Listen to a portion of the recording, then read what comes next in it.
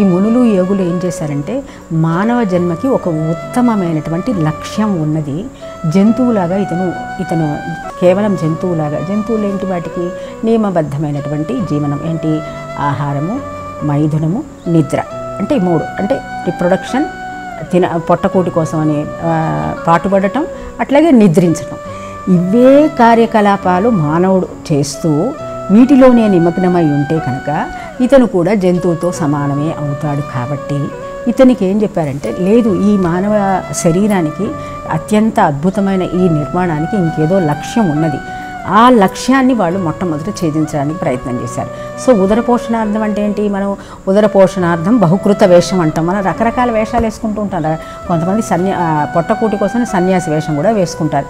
సరే, చదువుతాము, పెద్ద పెద్ద డిగ్రీలు సంపాదిస్తాము, రకరకాల రీసెర్చెస్ ఇవన్నీ కూడా. అయితే ఈ ఉపనిషత్తులు ఏం చెప్తున్నాయంటే, వాటి కోసము నీవు సమయాన్ని కేటాయించడం అనేది అత్యంత అల్పమైనటువంటి విషయం.